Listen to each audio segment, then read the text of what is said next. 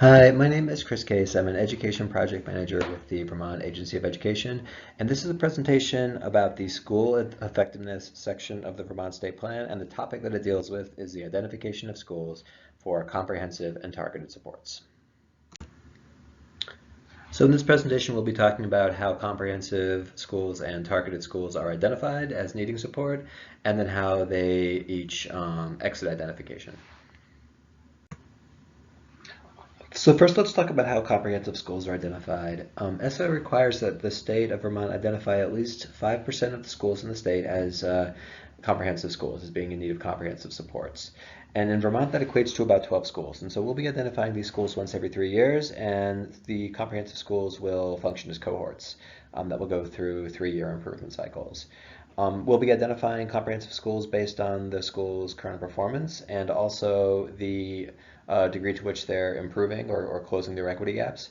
And we'll begin by identifying comprehensive schools that fall into our highest priority category, and then continue identifying schools from there until we have at least 12 schools identified. This is the chart that breaks out how we think about priority categories. Priority 1 through 6. Priority 1 is the highest priority for us. Priority 6 would be the lower priority of the identified categories. You can see that a school lands in a priority 1 category by having poor performance on their proficiency testing and also having poor growth, so poor year-to-year change in terms of closing their achievement gaps. Schools ultimately exit comprehensive status by improving. They can improve by improving proficiency on assessments, or they can improve proficiency and also improve the degree to which they're closing achievement gaps for historically marginalized students.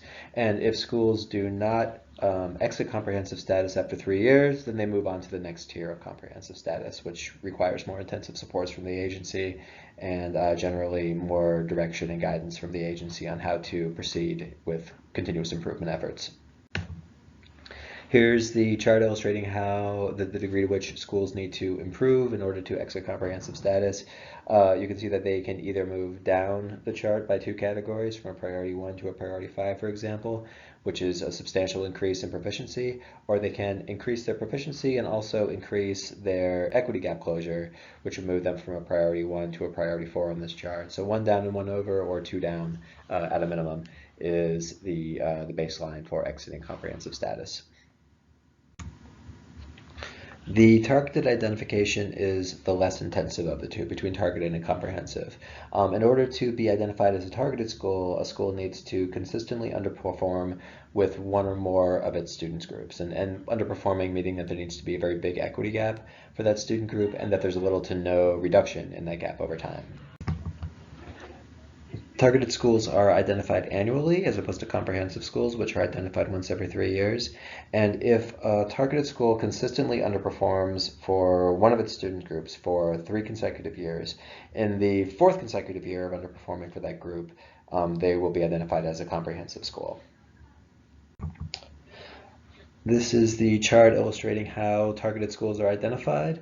You can see that the schools that are identified as targeted would need to fall into a place on this chart where they have really substantial equity gaps and also are in closing those equity gaps over time, year to year.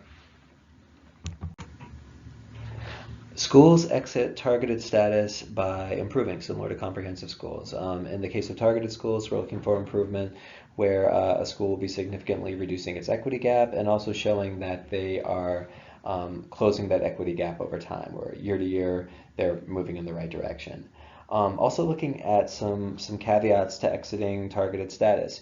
If a targeted school exits targeted status for one subgroup, but the same year that they exit for that group, they enter it for another group, their timetable resets again. So if they were a targeted 2 school and exited, and then re-enter targeted status for a different subgroup, they would be targeted 1 for that second subgroup. And if a targeted school completely exits targeted status, and then it has a year or 2 off of targeted status, and then the following year gets identified as being a targeted school again for the same subgroup or a different subgroup, their timetable also resets. So any amount of time not being identified as targeted allows you to start over again when you re-enter targeted status.